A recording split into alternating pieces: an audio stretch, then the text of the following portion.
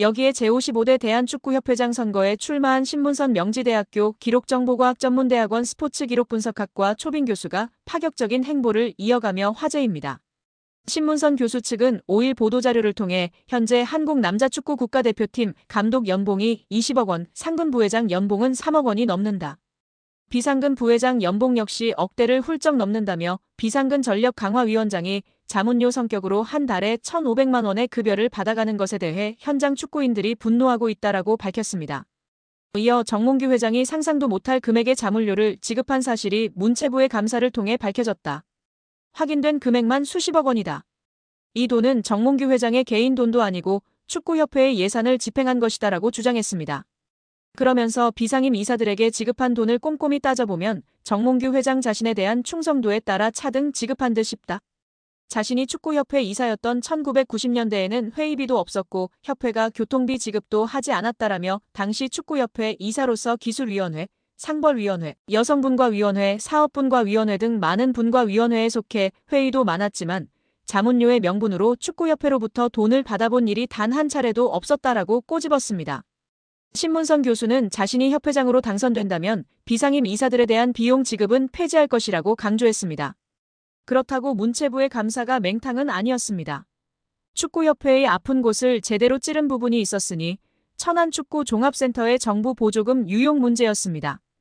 축구협회는 2021년 7월 천안센터 스타디움 건립에 정부 보조금 약 56억 원을 신청했는데 사무공간이 없는 곳으로 신청한 초안과 달리 문체부와 협의 없이 사무공간 건물을 따로 짓는 것으로 추후 계획을 변경한 것으로 드러났습니다. 문체부는 축구협회가 굳고 보조금을 사실과 다르게 거짓으로 신청했다고 규정하고 보조금을 환수하는 것은 물론 보조금법에 따라 최대 5배의 과징금을 물릴 방침입니다. 이렇게 되면 축구협회는 최대 300억 원에 이르는 돈을 부담해야 하는 처지가 되는데 천안축구센터 건립을 위해 하나은행과 615억 원 한도의 대출 계약을 약정하는 등 이미 막대한 채무를 지고 있는 축구협회의 재정 상황에서 결코 가볍게 볼 일이 아닙니다. 정 회장이 남은 임기는 물론 사선 연임에 성공하더라도 큰 재정적 부담을 안은 채 축구협회를 운영해야 하는 상황에 몰리게 됩니다. 문체부 고위 관계자는 아직 굳고 보조금 관련 어느 정도 과징금이 책정되는지 정확히 결정된 것은 없다. 원금 56억 원 전체를 환수할지 여부부터 심의해야 하는 상황이다라며 과징금의 정확한 규모에 대해서는 여지를 남겼다. 다만 정몽규 회장이 정부의 징계 조치에도 불구하고 사선 도전을 강행한다면 이른바 괘씸죄를 적용해 액수는 커질 수 있다는 전망도 나오고 있습니다. 정몽규 취임 후 보조금은 11년간 3배 늘었습니다.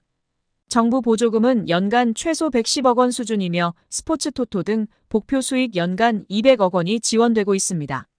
주요국 정부 보조금 없거나 의존도 낮으며 피파 랭킹 20위권 국가들은 70% 이상이 협회장은 전문 경영인이 하고 있고 이외 축구인 등이 하고 있습니다. 우리나라처럼 재벌 총수가 회장인 곳은 단 한 곳도 없습니다. 대한축구협회에 연간 약 300억 원의 국가재정이 투입되면서 수익에서 정부 의존도가 약 30%에 달하는 것으로 나타나며 충격에 빠졌습니다. 사실상 정부 재원이 아니면 운영이 어려운 셈입니다. 미국과 일본 등 주요국은 국가보조금 의존도가 낮은 가운데 축협의 재정 자립을 촉구하는 목소리가 나오고 있습니다. 18일 한경닷컴이 축협의 손익계산서를 분석한 결과 지난 2013년 이후 보조금과 복표 수익을 제외하면 연 평균 300억 원 적자를 기록하고 있습니다. 배현진 의원은 24일 오전 국회 문화체육관광위원회 현안 질의에 증인으로 참석한 정 회장과 홍명보 국가대표팀 감독 등을 향해 대한민국 축구종합센터 건립과 관련해 국제현상공모 절차에서 지속적으로 등장하는 HDC 사명에 대한 해명을 요구했습니다.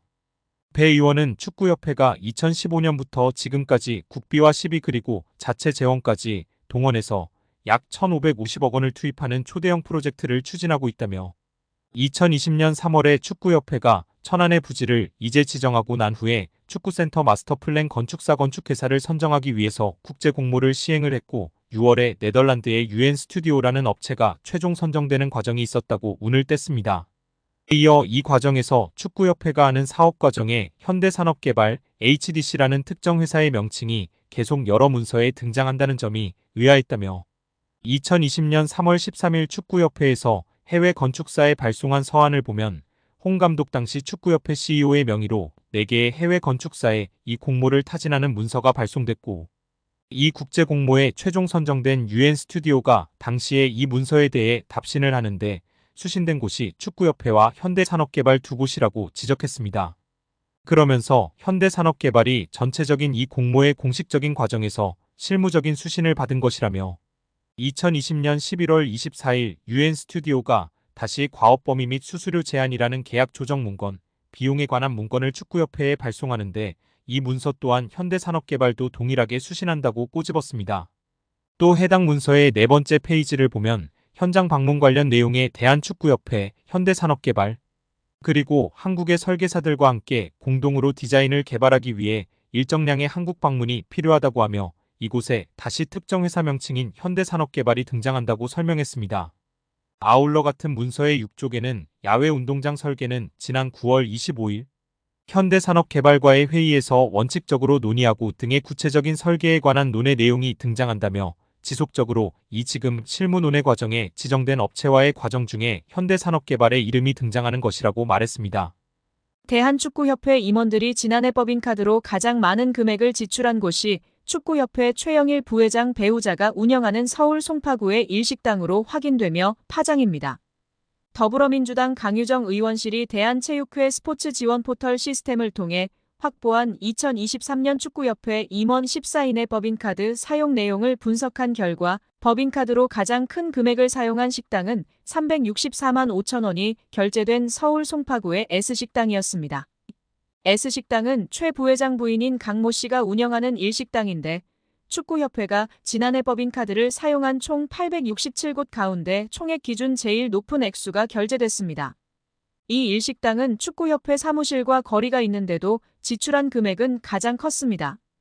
임원들은 S식당에서 총 20회 법인카드로 결제했는데 이는 택시비나 카페 이용 등을 제외하면 건수로도 가장 많았습니다.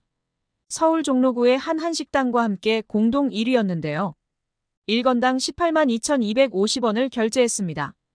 이를 두고 축구협회 공금을 최 부회장의 배우자 식당에 몰아준 것 아니냐는 지적이 나왔습니다. 최 부회장 배우자는 이와 관련 작년에는 최 부회장과 결혼한 사이가 아니었고 서로 호감을 갖는 정도의 사이였다. 올해 2월 15일 결혼식 없이 혼인신고만 했다며 무엇보다 남편을 제외한 대한축구협회 임원들은 아는 사이가 아니다라고 했습니다.